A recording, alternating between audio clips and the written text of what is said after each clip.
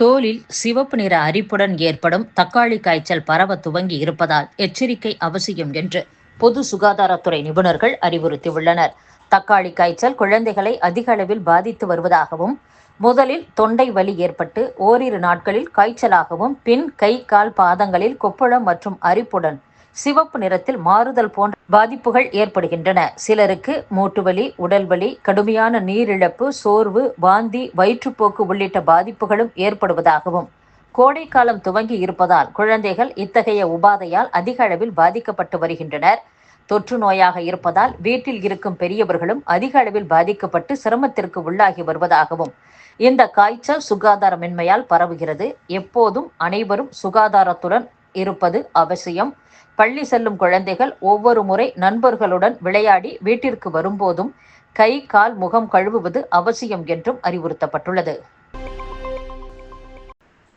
ராமேஸ்வரத்தில் புதிய பாம்பன் ரயில் பாலத்தை திறந்து வைக்க பிரதமர் நரேந்திர மோடி நாளை ஏப்ரல் 6ஆம் தேதி ராமேஸ்வரம் பாம்பன் வருகிறார்.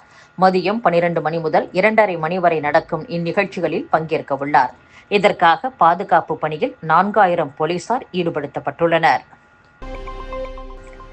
நகைக்கடன் பெறுவோர் ஆண்டு முடிவில் அசலையும் சேர்த்து செலுத்திய பின்பே மறு அடமானம் செய்து கடன் பெற முடியும் என்ற உத்தரவு தொடர்பாக ரிசர்வ் வங்கி பதிலளிக்க உயர்நீதிமன்ற மதுரை கிளை உத்தரவிட்டுள்ளது. தருமபுரியில் யானையை கொன்ற வழக்கில் கைதாகி தப்பிச் சென்றதாக கூறப்பட்டவர் நேற்று வனப்பகுதியில் அழுகிய நிலையில் சடலமாக மீட்கப்பட்டுள்ளார். தருமபுரி மாவட்டம் பெண்ணகரம் அடுத்த ஏமனூர் வனப்பகுதியில் மார்ச் 1ஆம் தேதி ஆண் யானை கொன்று எரிக்கப்பட்ட நிலையில் தந்தங்கள் வெட்டி எடுக்கப்பட்டிருந்தது.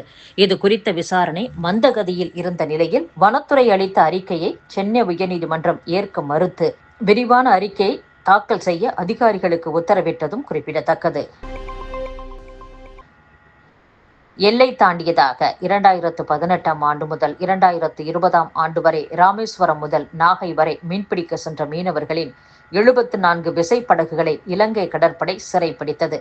இந்த படகுகளை 2022ஆம் ஆண்டு யாழ்ப்பாணம், மன்னார், கிளிநொச்சி நீதிமன்றங்கள் அரசுடைமையாக்கின.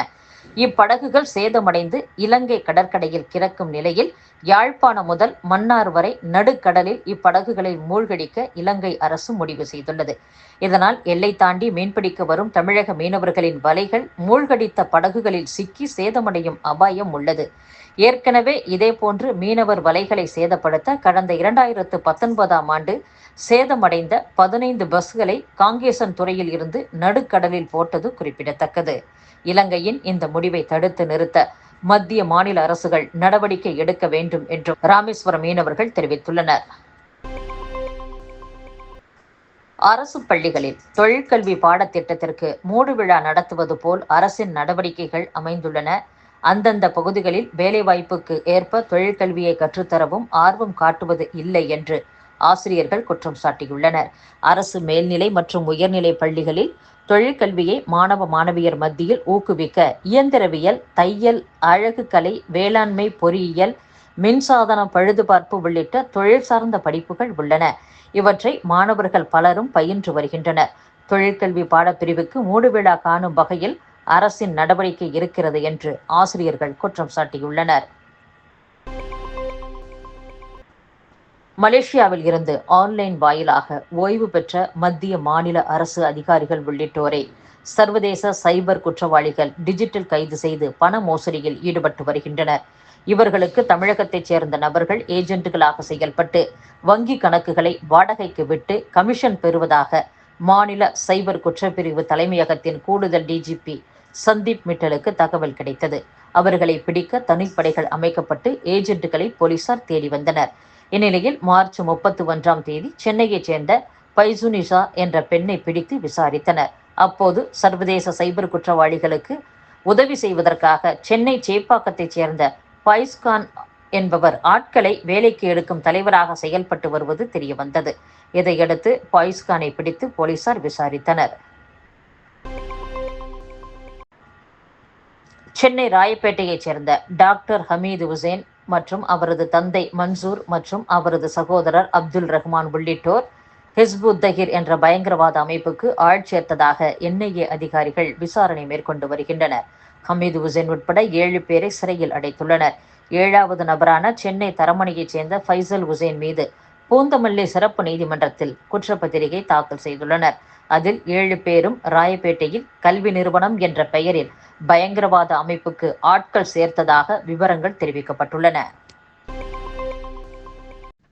இந்திய தொல்லியல் துறையால் பாதுகாக்கப்பட்டு வரும் நினைவு சின்னங்களில் பார்வையாளர்களுக்கான நுழைவு கட்டணம் மூலம் அதிக வருவாய் ஈட்டுவதில் தாஜ்மஹல் முதலிடத்தில் உள்ளதாகவும், அங்கு கடந்த 5 ஆண்டுகளில் நுழைவு கட்டணமாக 297 கோடி ரூபாய் கிடைத்துள்ளதாகவும் மத்திய அரசு தெரிவித்துள்ளது.